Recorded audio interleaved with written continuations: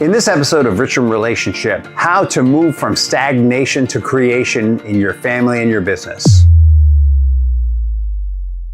Hey, let's be real. Once you have kids and or a business together, you start out just trying to survive. I mean, that's a lot to handle. It's something new. It's overwhelming if we're honest. You're struggling to get through the work. You're struggling to get through the week, to handle the bills, to take care of the kids, to keep everything moving on track and on time. And let's be honest, sometimes the kids get to school with nappy hair or knotted hair. Sometimes you drop the ball at work. You're just doing the best you can. In the beginning, survival mode makes sense. You react, you adjust, you put out fires. At first, that can even feel productive because movement feels like progress, right? You're getting stuff done. You're fixing problems. But over time, there's an internal shift that starts to happen because the problems never go away. The fires never stop. One issue becomes another issue. Your child is neurodiverse. You need a new roof. You have a hiring problem, a tax deadline, a relationship challenge, and eventually you start feeling something a little strange. You're incredibly busy, you're getting stuff done, but somehow it feels like you're never actually moving forward, actually creating something new, building something together. On the surface, it looks like normal life pressure because everyone around you is having this experience, right? It's part of the deal, but underneath it, something else is happening, and honestly, it doesn't have to be part of the deal. You've become organized around reaction instead of creation, or what I like to call being proactive. Because survival mode is supposed to be temporary. And survival mode often means dropping things that are important but not urgent, like time together, like a hot bath with candles, like time to watch a game. Survival mode is supposed to be temporary, but for a lot of families, and especially entrepreneurial couples, it becomes a lifestyle. So let me tell you a story. Brad and Gwen, you remember them? Brad and Gwen came to me with a successful business they built and a successful marriage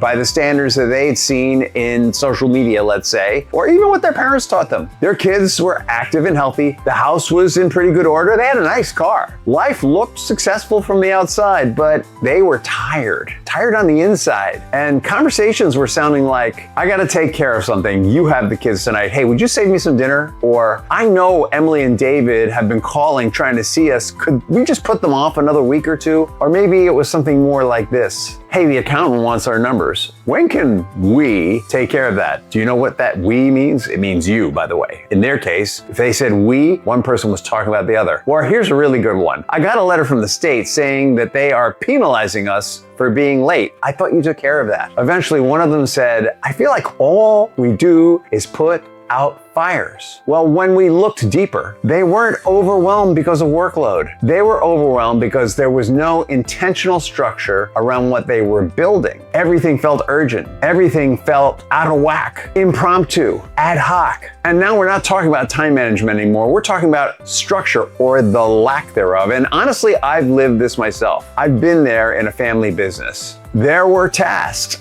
Guess what? Even I didn't want to do. I've got things that are just like scratching a chalkboard, if you're old enough to remember that. There were tasks I just didn't want to own. Things I avoided because honestly, they weren't what I was really good at. I could do them, but I didn't enjoy them. And I hoped someone else, my partner, would pick them up. And when those things didn't happen, it was their fault. Except there was one problem. My partner was doing exactly the same thing. We were both putting out fires while unconsciously dragging fires behind us. Do you know what I mean by that? I would be focused on operations. I'd be focused on getting things done, making sure service is delivered. They were focused on customer relations, marketing, and sales. But while they were focusing on sales, marketing, and customer relations, they were ignoring key aspects that were needed for the work that I was focusing on. While I was doing the work on the numbers, on getting things structured, on procedures and policies, I wasn't checking to see how well those things actually worked on the other end. So we were literally creating fires for each other. And we were both thinking when something would go wrong. I took care of that. why aren't they handling this? Or when something went wrong in our area, this is because they didn't do what they were supposed to do the right way. And while neither of us wanted ownership of the things we disliked, neither of us also, we didn't want to bring it up with each other. We didn't want to be fighting about it. So we just kind of stuffed it and kept moving and hoped that it would get better. In the long run, it was really humbling. We realized we didn't have a workload problem. We had an alignment problem, a coordination problem. It wasn't a partner problem. It wasn't that they weren't doing what they were supposed to be doing or I wasn't doing what I was supposed to be doing. It's that we weren't taking full responsibility and working together and making sure that the parts that we created for each other worked. We were just getting it done, getting it done, getting it done. And what came with that was we weren't taking responsibility for the results we were creating in one another's areas. We had slipped into survival mode. We were reacting, we were avoiding, we were blaming. This is where survival starts costing people.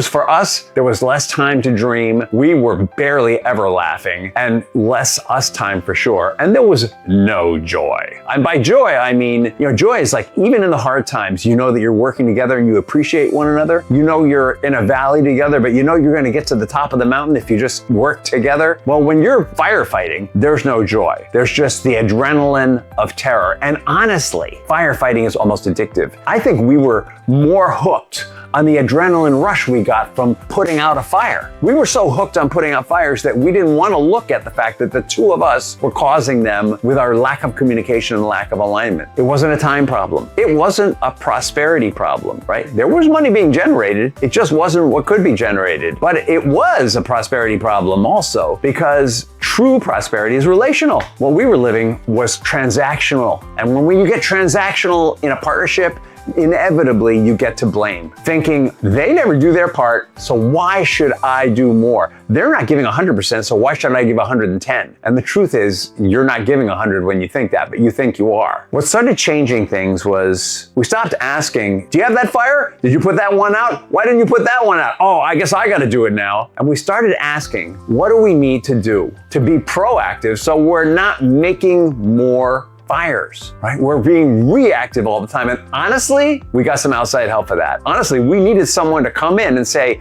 you two are stuck on firefighting. You're freaking firefighting addicts. We needed them to call us out and we needed them to say, you need to step out of the business, out of your family, and take a look at what's missing that will stop fires from happening. Start thinking ahead, planning ahead, right? And the problem is when you're firefighting, you're always paying attention to what's urgent. But when you're being proactive, you're not just paying attention to what's urgent, you're paying attention to what's important. And often what's important does not have immediate urgency. Firefighters don't see that. With help, we saw that. We got back into our business mission, which we had not been referencing. We took another look at our vision. We took a look at our family and realized we didn't have a charter. We'd been operating our family according to what the business needed. The business had been driving the family. That was part of the problem of survival mode. So we created a charter and we got off of the reactive adrenaline rush. And when we let go of that, the blame and the dopamine spike and the adrenaline spike that came with box checking and blame started to hit our family goals again. We started to have a sense of family again. We started to have a sense of individual purpose, shared purpose, and direction. And when we got on the same page, the business started to thrive. So I'm gonna ask you,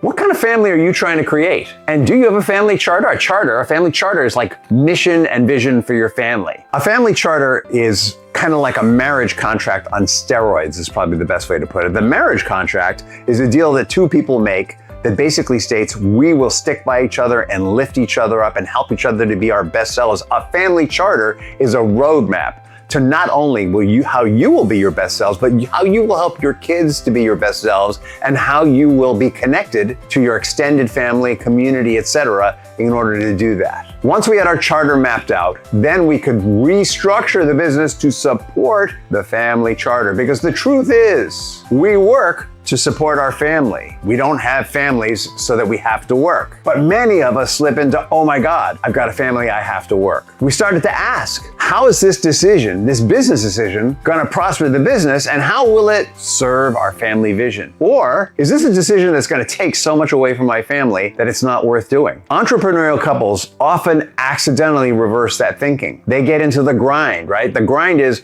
we got to get this done. Let's give up date night. We got to get this done. You know what? The kids don't need a bath tonight. We got to get this done. Let's skip a vacation. We got to get this done. And then when they take a vacation, it's a desperation vacation. We need to get out a credit card and spend a gazillion dollars we don't have to make up for all the vacations we haven't taken, because it's quality, not quantity. And then they find themselves in debt. When the business is the center, everything organizes around it. The marriage, the kids, the schedule, life. The business has stopped becoming a vehicle for personal and family fulfillment, and it started becoming a black hole whose demands can never be met. But when you put your family charter, your vision for your family, back in the center, the business starts to serve it. Prosperous families don't simply react well. They create together. They build well. They make decisions based on, is this the best thing for us, the best thing for our family? So if you're building something meaningful, if you're creating something together, don't just survive, build. Hey, if you're feeling like me and my partner were, and you'd like outside perspective on what's going on, go to richinrelationship.com, RICHINRELATIONSHIP.com, and schedule a free clarity call with me, and I'll help you figure out what your next steps are. In the meantime, have an amazing day and a fantastic tomorrow.